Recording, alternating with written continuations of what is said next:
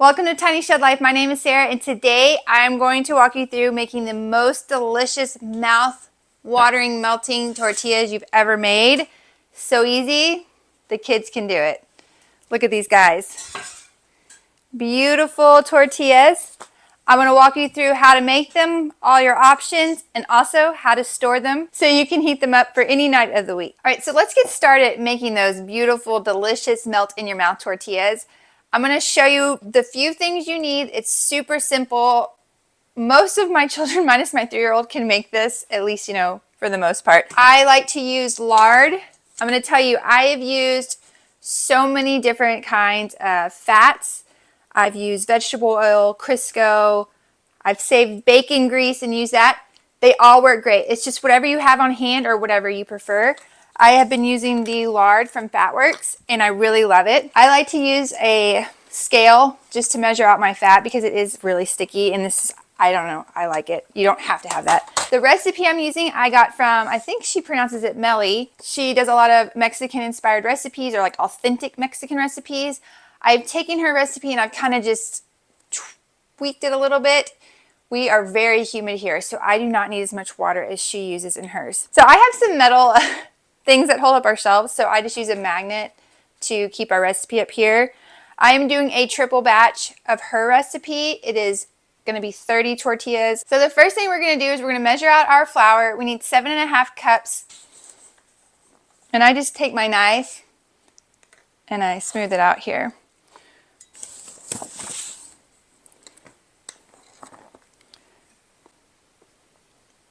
All right, so next we're going to add 3 teaspoons of salt and 1.5 teaspoons of baking powder. All right, let's get the salt.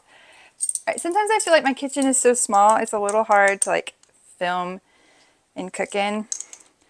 I like to add all these dry ingredients first so they don't get the clumps and you have little pockets of something super salty. I really love the baking powder. I get it on Amazon. I'll link it below, but it's aluminum free. And I've been trying, I don't know even when I started doing that, but I don't know, I'd read something a while back and I found this and I just have it on my little subscription thing.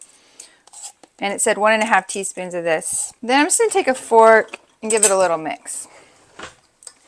Normally I have my kids in here helping me do this because I just think cooking with them is such an important skill. And, it can teach them things like measurements and just, learning about where food comes from. It doesn't just show up. All right, so I gave it a gentle mix. The next thing you're going to want to add is 1 cup of shortening or lard. Like I said before, I've used bacon grease from when I cook bacon. I've used shortening, I've used vegetable oil, but I really want to try this, so I bought a huge, it's like 7.2 pounds of lard. And because it sticks in here so much, I just weighed out. According to Google, 1 cup of lard is 205 grams. So we're just going to go with that. I use my fingers. So once you get this lard in here, what you're going to do is you're going to mix it into the flour. It'll end up looking like cornmeal afterwards. And what that does is when you add that hot water, it will evenly kind of combine everything. So just grab it with your hands and drop it in. All right, so I just dump it in here and then I start mixing it into the flour, and you're just going to grind it in. Your hands are going to get really nasty. All right, see how it's starting to get that gritty kind of cornmeal look? That's what you're looking for. Dispersed all throughout there. Next, the recipe calls for 3 cups of hot water.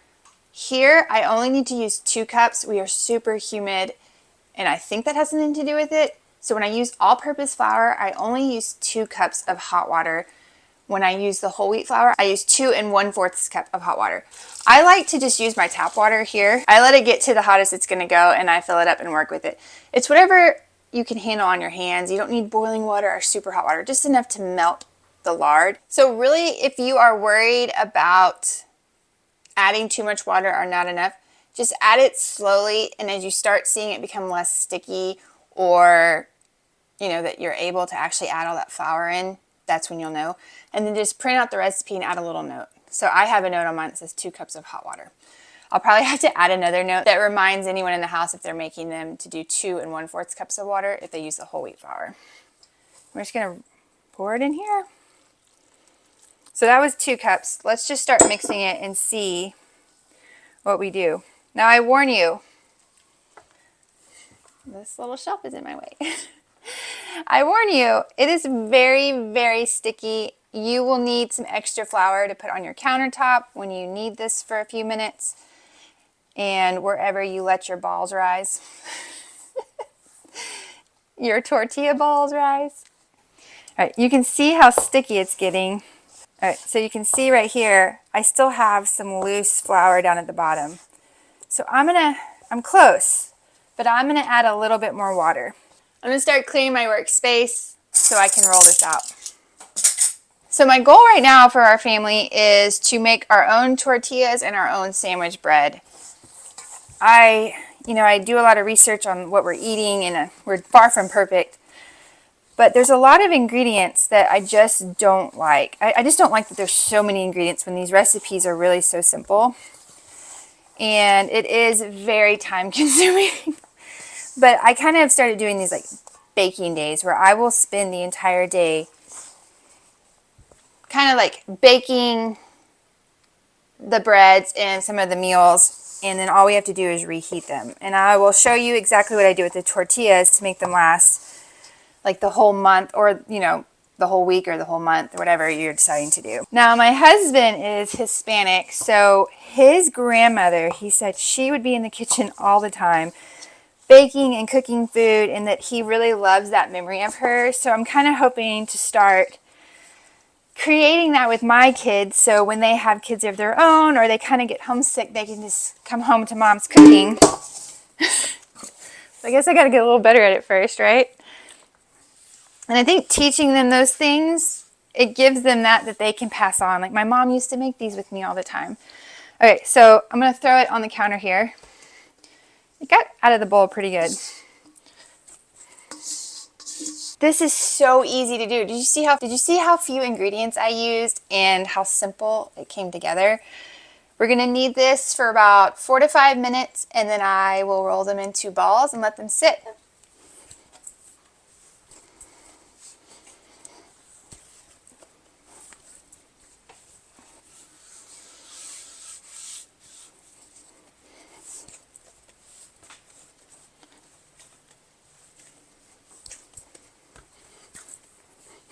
Since I tripled this recipe, I'm going to break this ball of dough up into 3 parts, and then I'll break them up into 10 balls. If you are OCD, you can weigh them out. If not, just do your best. It's a tortilla, and I promise they are very forgiving.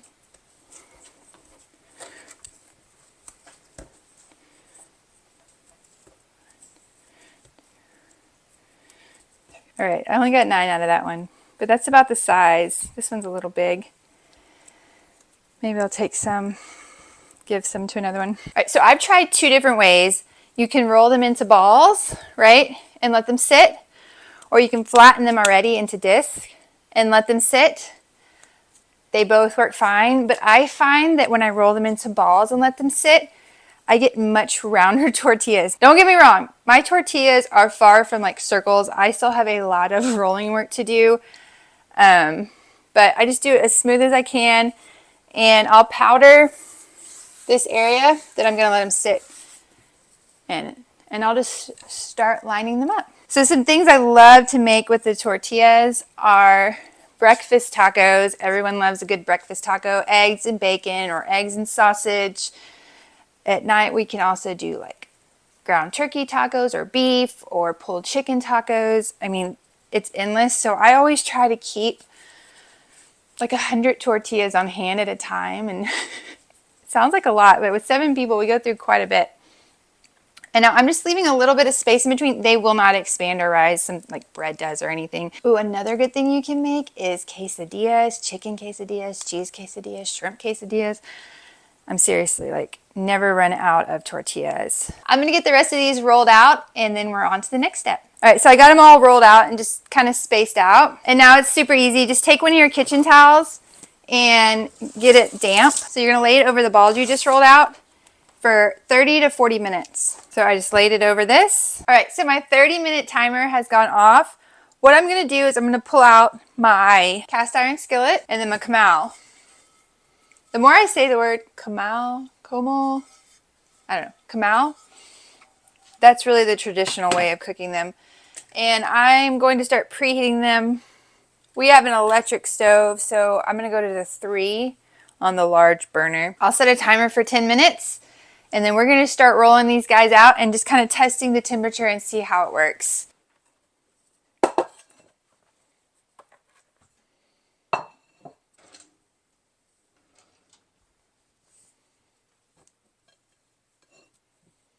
All right, so my timer has gone off for the 10 minutes. The first thing you want to do is you want to take that ball and you want to flatten it. So that's where if you did the disc before, you would skip that step. But I really feel like this helps me achieve more of the circle. I still am really awful at that. Put a little flour on, roll it a little bit. She gives some really good instructions on her website. You'll like roll it almost to the edge and then you'll rotate it. These are actually looking pretty good. But mine, I have a hard time still doing the circle, which is okay. Some of them look good, some of them turn out like little odd looking squares. And the thinner you get it, the better it is at poofing up. And see, mine's sticking a little bit, but that's okay. We just take it off of there. Getting pretty close. I don't use too much flour on the tortillas because it causes it to burn on them. All right, so while that's cooking, I will start rolling out the next one and get it into the other pan, and it's going to kind of make this rotation. If you only have one pan, that's okay. It's just going to take you longer. You can already see it start to bubble up here. That's great. Let's get it flipped. This is where my husband makes fun of me because I don't use my fingers. They're so sensitive. He said, my grandma, she just flipped those by hand, but here we are. All right, so you're going to give it one more flip. This is where it's really going to do this nice big rise. And that's exactly what you want. See that thing poofing up? It's got some great brown spots on it. I take it to my towel, put it in here, and it's going to continue to cook in a sense, and you're just going to keep layering them in there until you have them all done. I'm going to try to just keep getting them going so you can kind of see my rhythm, and then I will show you how to store them.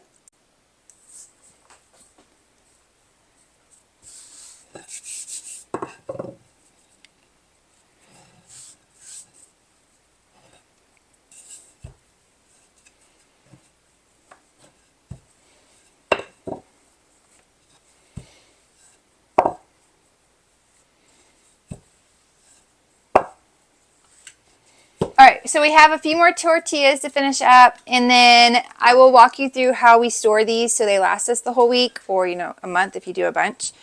If you want to serve them right away, just set this on the table and they're ready to go. If you want to store them long term, you're going to need to let them cool down quite a bit before you stick them into the freezer. You're going to get your parchment paper out and you're going to cut little rectangles or squares or something. And I try to cut it down smaller so I don't have to use as much. And we reuse these over and over again. Like in my pantry, I have a stack. As we go through tortillas, I save them so I can reuse them. Once they're cooled down, you will layer them in between the tortillas like this. Then you're going to stick them in a Ziploc bag and put them in the freezer. When you need them, you pull them out. You heat up your comal. Toss them a few times, warm them up, and they're ready to use. I really hoped you learned something today. I'd love to hear how you make tortillas, or if you have any questions about what I did or what I have used. I've tried a lot of things, so just let me know and I'll give you my feedback if it's something I've done. I appreciate you being here, and I will see you next week.